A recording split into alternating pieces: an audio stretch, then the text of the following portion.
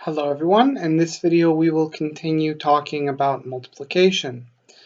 So today I want to show you some tricks that we use to solve specific multiplications.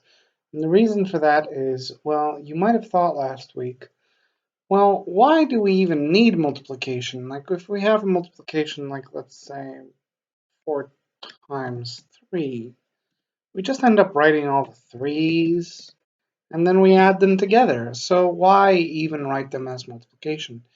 And the answer is because we have some tricks that help us find the results of multiplications faster than additions. So today we're going to be showing some of those tricks. Each of these numbers has its own trick, which we will use whenever we see it in a multiplication. We will begin with the easiest one, which is 0. So, whenever you see a multiplication that has 0 in it, and it doesn't matter if it's second or first, so in the first case, the 0 is the second number, whereas in the first case it's first, it doesn't matter. In any case, the result will be 0.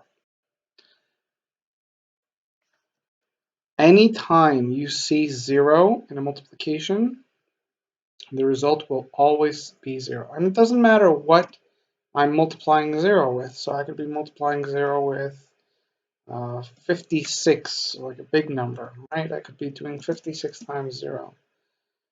And this will be 0. I could be doing 98 times 0. Any number you want. When you multiply it with 0, 0. And the reason for that is, if you remember, 0 means nothing, right? So how much is 9 times nothing? Well, that's still nothing, right? So to give you an example of that,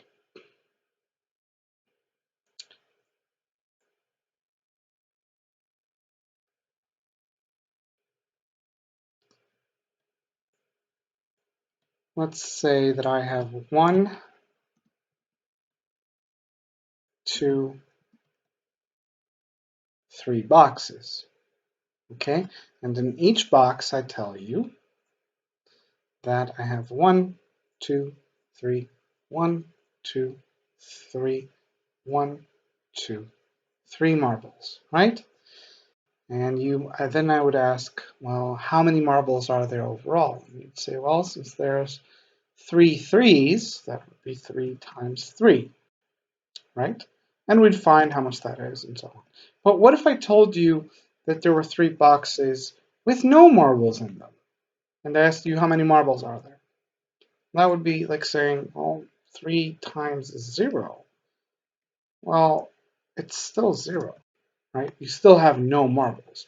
And does it matter if there's 3 boxes or 4 boxes? Or maybe we want 8 boxes, or maybe we want 12 boxes, or maybe we want many, many, many more boxes. Like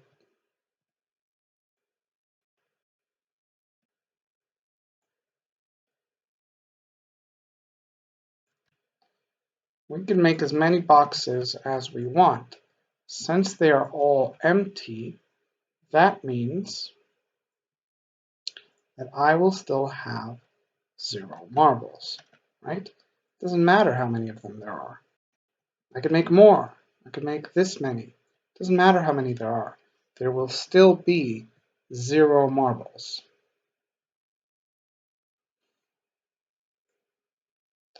And so that's the reason that whenever I multiply a number with 0, I always get the result 0. Because for here, for example, when I say 98 times 0, it's like saying, well, what if I have 98 boxes? And they're all empty. They don't have any marbles in them. How many marbles do I have? 0, right? What if I have 56 boxes? Again, it's the same, 0 marbles.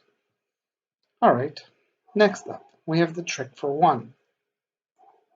Whenever I multiply a number with 1, that number always stays the same. So let's say I have 9 times 1, right? What number am I multiplying 1 with here? So when I ask that question, you need to think, okay, this multiplication has two numbers. It has 1 and has another number, in this case 9. So that means that I am multiplying 1 with 9. So based on the rule we just said, I'm going to still get 9. 9 is going to stay the same. If you want an explanation about why that happens, let's just look at it like this. What does 9 times 1 mean? It means 1 plus 1 plus 1 plus 1 plus 1 plus 1 plus 1 plus, wait, an extra plus there. Plus 1 plus 1. All right, how many ones is that? 1, 2, 3, 4, 5, 6, 7, 8, 9. Perfect. Now, how much is that? 1 plus 1 makes 2, plus 1 makes 3, plus 1 makes 4, plus 1 makes 5, plus 1 makes 6, plus 1 makes 7, plus 1 makes 8, plus 1 makes 9, right? So in the example that we gave before with the boxes, this would be like saying, well, I have 9 boxes,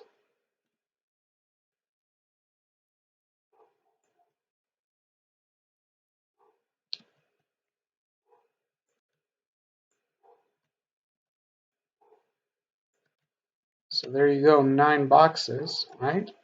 And each box has inside it 1 marble. And then I asked you, how many are the marbles? You'd say, well, as many as there are boxes. Since there are 9 boxes, and each box has 1 marble in it, then there are 9 marbles, right? And this rule is not only used for when 1 is second, so 1 could be first. So something like this, 1 times 8. Here I would say, what number am I multiplying 1 with? I am multiplying 1 with 8. So my result is going to be 8. I could say, let's say we multiply 1 with 42. In that case, I'm going to get 42. That number is going to stay the same. I can multiply it with a number, with a greater number, like 73. What number am I multiplying 1 with? I'm multiplying 1 with 73. So my result is going to be 73. So that's the trick for when I multiply with 1. What about 2? When I multiply a number with 2, so let's say I have 6 times 2, in which case you need to ask yourself, what number am I multiplying with 2? Again, there are two numbers in this multiplication. There's 2 and the other number is 6. So I am multiplying 2 with 6. The result of this multiplication, because I'm multiplying 2 with 6, is going to be the double of this number, right? So to find it, I need to add this number to itself. I need to think of how much 6 plus 6 is. And this is where it's very important to remember your doubles. If you remember your doubles, you'll remember that 6 plus 6 is 12. So let's do another example like that. But in this case, we'll put 2 first. We'll say 2 times 4, right? We'll say, okay, well, what number, in this case, we have a multiplication, and one number is 2, the other is 4. What number am I multiplying 2 with? I am multiplying 2 with 4. So the result is going to be, well, how much is 4 plus 4? 4 plus 4 is 8. Let's do another one. 2 times 9. I'm going to think, what number am I multiplying 2 with? I'm multiplying 2 with 9. So how much is 9 plus 9? 9 plus 9 is 18. One last one. Let's say we're doing 7 times 2. We're going to say, what number am I multiplying 2 with? I am multiplying 2 with 7. So how much is 7 plus 7? That would be 14. Now, I do want to point out that you need to be careful to be using the right trick. So usually multiplications won't be given to you this way. They'll be given in random series. So something like this.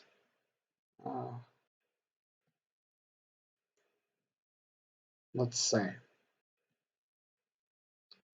And you'll be asked how much each of these multiplications is. Well, here you got to be careful. You can't use one of the tricks. You need to look at each multiplication separately and think, okay, which trick am I going to use? Like in this multiplication, well, I don't have one for 8. But we are about to explain the one for 5, so I am going to use 5's trick for this multiplication. Here, I don't have one for 4, but I do have one for 2, so I'm going to use the trick of 2. Here, I don't have one for 9, but I do have one. I do have a trick for 1, so I'm going to use 1's trick, basically. So each multiplication, you need to look at it and see and think, okay, which of the numbers do I know a trick for, right? You need to be careful with that. All right, next up, we have the trick for 5. Now, in order to do the trick for 5, you need to know the little song that we sing when we play hide and seek. So when we play hide and seek, the person who is seeking, when they've closed their eyes, they sing a little song. So that would be 5, 10, 15. They're basically counting by 5 to 50, right? And the song goes 5, 10, 15, 20, 25, 30, 35, 40, 45, 50. And then you yell, ready or not, here I come, right? And then you play hide and seek. But this counting down, you need to know that in order to do multiplications with 5. In Greek, we'd say pede, deka, pede, pede, and so on. Now let's see how we use that in a multiplication with 5. Let's say I have a multiplication like 4 times 5. Here I would ask, okay, what number am I multiplying 5 with? I'm multiplying 5 with 4. What we do is we say the song up until the 4th number. And if you want to count, you can use your fingers. So you can say 5, 1 finger up, 10, 2 fingers up, 15, 3 fingers up, 20, stop. Because this is the 4th number, we stop at the 4th finger, basically, right? And what number did we just say? We just said 20. So the result here from 4 times 5 is going to be 20. Let's do another example. Again, I want to say this again. It doesn't matter if the 5 is first or second. So we could have 5 times 6, for example. We are going to count, since we're multiplying 5 with 6, we're going to count up until the 6th number. All right, so let's get started. 5, 1 finger up. 10, 2 fingers up. 15, 3 fingers up. 20, 4 fingers up. 25, 5 fingers up. 30, 6 fingers up. Stop. We just said the 6th number, which is 30. And if it helps you to have this written down somewhere so that you can look at it, that is perfectly fine. You can do that. All right, so we just found 5 times 6. What if we have 5 times 8? All right, well, now we're going to count until the 8th number. So let's get started. 5, 1 finger up. 10, 2 fingers up. 15, 3 fingers up. 20, 4 fingers up. 25, 5 fingers up. 30, 6 fingers up. 35, 7 fingers up. 40, stop. We just reached our 8th finger. So we stop. And the last number we said was 40. One last one. Let's say we have 7 times 5. Now we're going to count up until the 7th number. So 5, 1 finger up. 10, 2 fingers up.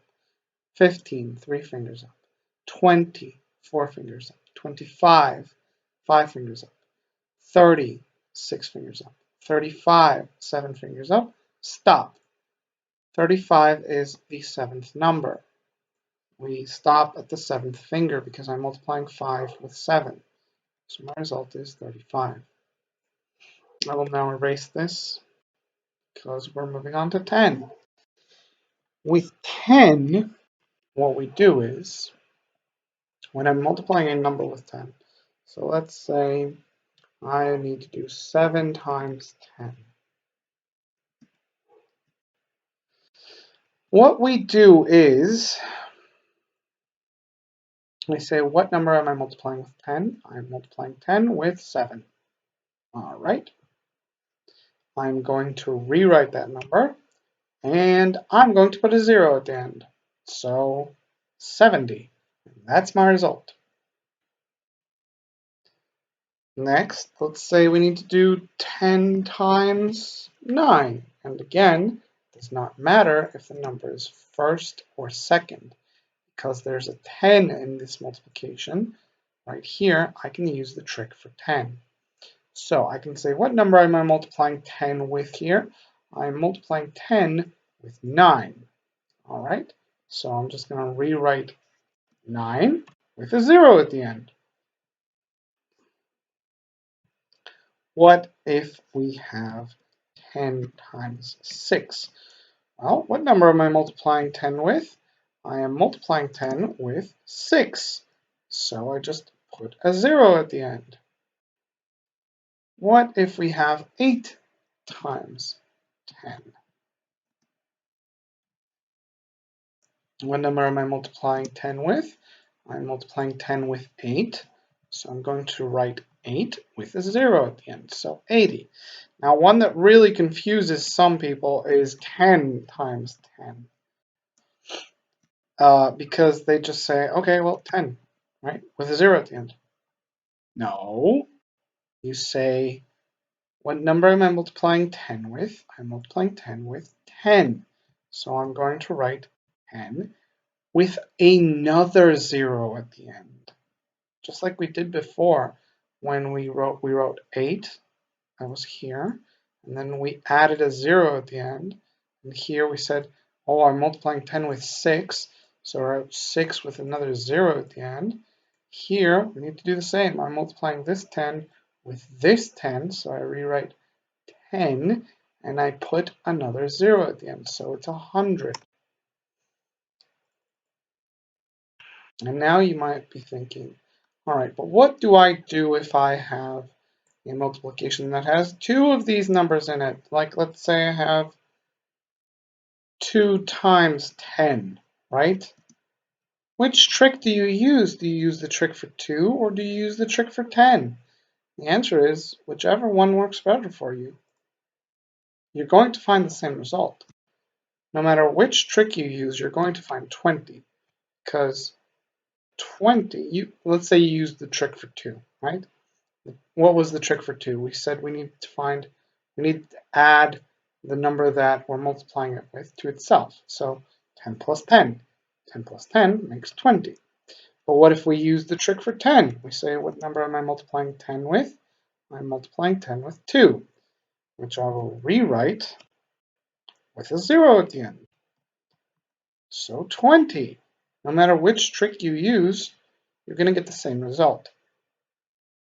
So that will be all for today. Tomorrow we will be practicing together.